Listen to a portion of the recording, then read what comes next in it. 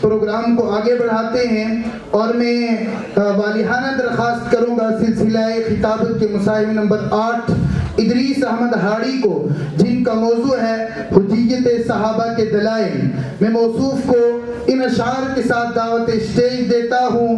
جس کو اصحاب سے الفت ہے ترانے لکھے، جس کو اصحاب سے الفت ہے ترانے لکھے، ان کی مدحت میں ہی سارے یہ زمانے لکھے۔ جو بھی اصحاب کی مدحت میں قلم کو تھامے،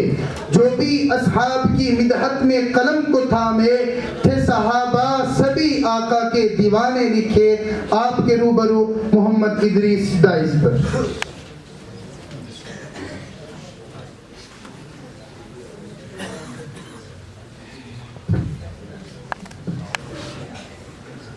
ان الحمد لله وبه نستعين، اما بعد، قال الله تعالى اولئك الذين امتحن الله قلوبهم للتقوى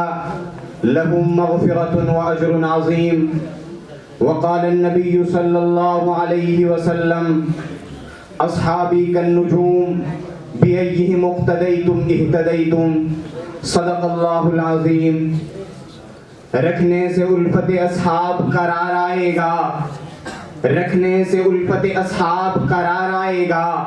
یوں تیری زیست کے پل پل میں نکھار آئے گا۔ رفعت شان صحابہ کو جگا دے دل میں، رفعت شان صحابہ کو جگا دے دل میں، لب کشائی میں تیری تبھی وقار آئے گا۔ اصحاب فضل و کمال حضرات اساتذہ کرام اور منصب انصاف پر جلوہ افروز حضرات حکم اور میرے ہمدرد و ہم نشیں ساتھیوں، دین و دنیا کے تمام مسائل و احکام میں جس طرح قرآن مجید، سنت رسول اللہ صلی اللہ علیہ وسلم، اجماع امت اور قیاس شرعی دلیل، حجت اور فقہی ماخذ ہیں، اسی طرح صحابہ کرام کے اقوال، فیصلے، رائے اور اجتہادات بھی جمہور فقہا، ائمہ مجتہدین اور اصولیین کے نزدیک بعض شرائط کے ساتھ استنباط احکام کے لیے ایک شرعی حجت، مستقل دلیل اور فقہی ماخذ ہیں۔ کیونکہ صحابہ کرام رضوان اللہ تعالی علیہم اجمعین کی جماعت وہ خوش نصیب جماعت ہے جنہیں خالق کائنات نے نبی اکرم صلی اللہ علیہ وسلم کی صحبت اور اپنے آخری آفاقی اور دائمی دین کی نصرت و حمایت کے لیے منتخب فرمایا۔ انہیں براہ راست صحبت نبی صلی اللہ علیہ وسلم سے فیضیاب ہونے، تعلیم و تربیت حاصل کرنے اور شب و روز رسول اکرم صلی اللہ علیہ وسلم کے معمولات اور پاکیزہ اطوار دیکھنے کا اعزاز حاصل ہوا۔ لہٰذا انہوں نے آپ صلی اللہ علیہ وسلم کی فکری و عملی زندگی کو اپنی زندگیوں کا معمول بنا لیا تھا۔ محض زبانی کلامی ہی نہیں بلکہ عملی طور پر وہ آپ صلی اللہ علیہ وسلم کے رنگ میں رنگے گئے تھے۔ اسلام کے اولین اور بنیادی سرچشمہ کتاب اللہ کا نزول ان کے سامنے ہوا۔ ایسی حالت میں ان سے بڑھ کر اسلام اور پیغمبر اسلام کے مزاج کو کون سمجھ سکتا ہے؟ ان کی رائے سے بڑھ کر کسی فقیہ یا مجتہد کی رائے صحیح کیسے ہو سکتی ہے؟ اللہ کریم کی طرف سے ان کے لیے اپنی رضا کا اعلان، رضی اللہ عنہم ورضوا عنہ، ان کے قول و عمل، فیصلہ اور رائے اور اجتہاد کے صاحب ہونے کی بہت بڑی دلیل ہے۔ اسی طرح ان کے رائے اور طرز عمل پر، رائے کی اصابت پر مہر تصدیق ثبت کرتے ہوئے رسول اکرم صلی اللہ علیہ وسلم نے ارشاد فرمایا، اصحابی کالنجوم بیئیہم اقتدیتم اہتدیتم، کہ میرے تمام صحابہ ستاروں کی مانند ہیں، تم جس کی بھی اقتدا کرو گے راستہ پا جاؤ گے، تم جس کی بھی پیروی کرو گے کامیاب ہو جاؤ گے، تم جس کے بھی نقش قدم پر چلو گے ہدایت پا جاؤ گے۔ ناموس صحابہ کے پاسبانوں، رسول اکرم صلی اللہ علیہ وسلم نے اختلافات کے مواقع پر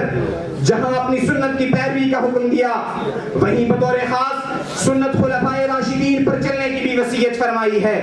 ارشاد فرمایا، فَإِنَّهُ مَن يَعِشْ مِنكُم بَعْدِي فَسَيَرَىٰ اخْتِلَافًا كَثِيرًا فَعَلَيْكُم بِسُنَّتِي وَسُنَّتِ الْخُلَفَاءِ الرَّاشِدِينَ الْمَهْدِيِّينَ تَمَسَّكُوا بِهَا وَعَضُّوا عَلَيْهَا بِالنَّوَاجِذ، کہ تم میں سے جو شخص میرے بعد زندہ رہے گا تو بہت سے اختلافات دیکھے گا، تو ایسے موقع پر اس شخص پر لازم ہے کہ وہ میری اور میرے خلفائے راشدین کی سنت کو مضبوطی سے पकड़ ले। इस हदीस की शरह में मुल्ला अली कारी अल-हरबी ने लिखा है कि अर्राशिदीन अल-महदीयीन का सही मानों में इतलाक खुलाफाए अरबा सैयदना सिद्दीक अकबर, सैयदना फारूक आज़म, सैयदना उस्मान गनी, सैयदना अली मुर्तज़ा रिज़वानुल्लाहि तआला अलैहिम अजमाइन पर होता है। और उनके ज़माने खिलाफत में दीन इस्लाम को जो तरवीज मिली है, इस हदीस में उसकी तरफ इशारा किया गया है। किसी शायर ने क्या ही खूब कहा है कि जा जिंदगी मदीने से झोंके हवा के ला, जा जिंदगी मदीने से झोंके हवा के ला, शायद हुजूर खफा है मना के ला, कुछ हम भी अपना चेहराए बातिन संवार ले,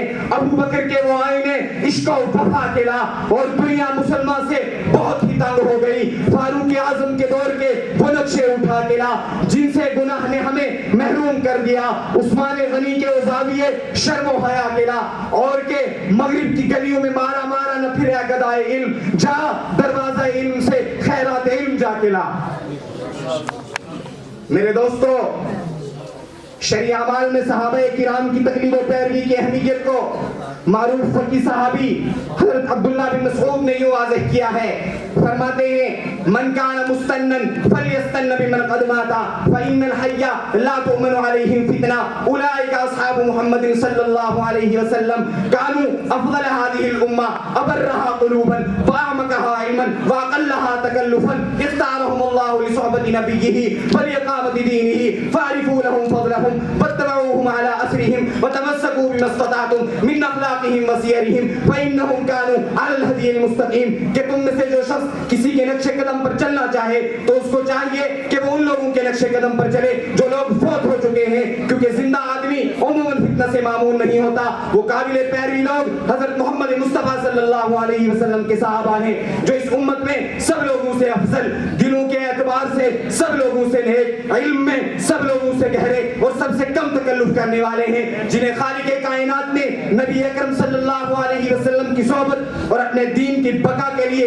पूरी कायनात से मुंतखब फरमाया था। आगे अब्दुल्ला बिन मसऊद तकरीर सहाबा बुरबारते हुए फरमाते हैं, लिहाजा दूसरे लोगों के मुकाबले में इनकी अज़मत को पहचानो, इल्म व अमल में इनके नक्शे कदम पर चलो और जिंदगी भर इनके अखलाक और इनकी सीरतों को मजबूती से पकड़ लो, क्योंकि वो राह रास्त पर हैं। सहाबाए किराम के तर्ज अमल और उनके तामुल के हुज्जत होने और उनके राह हक और हिदायत याफ्ता होने से मुताल्लिक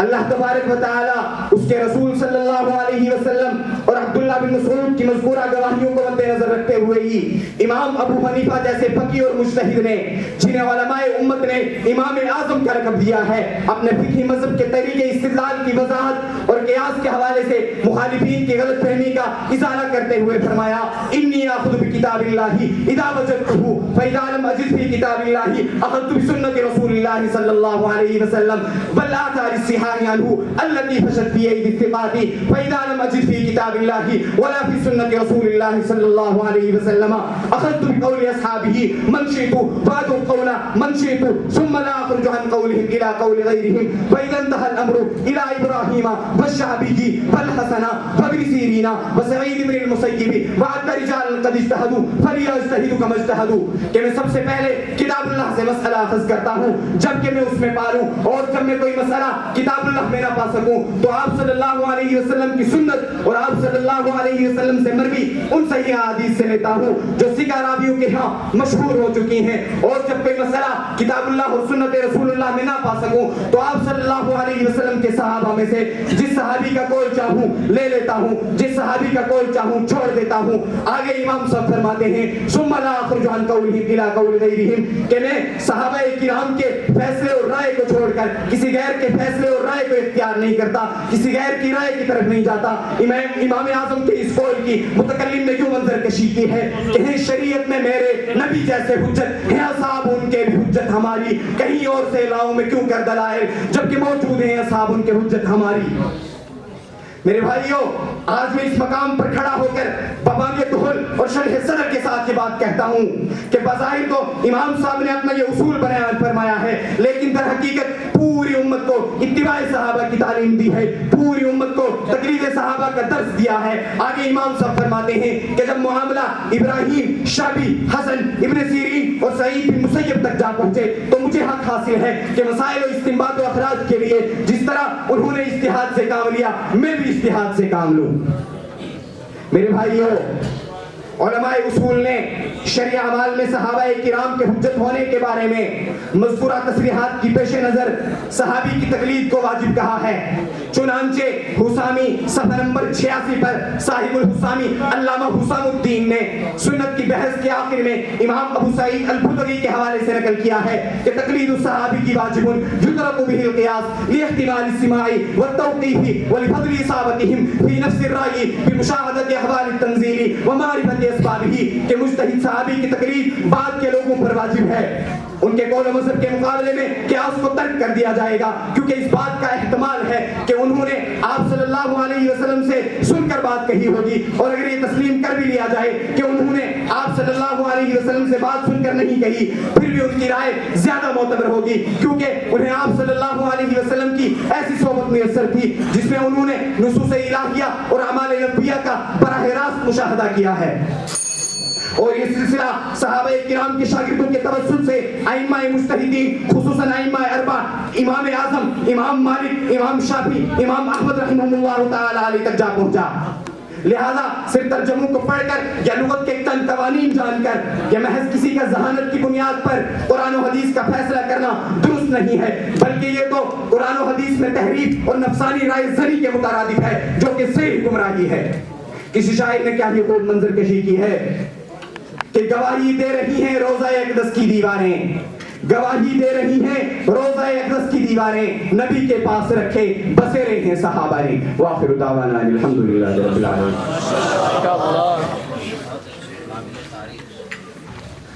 ماشاءاللہ،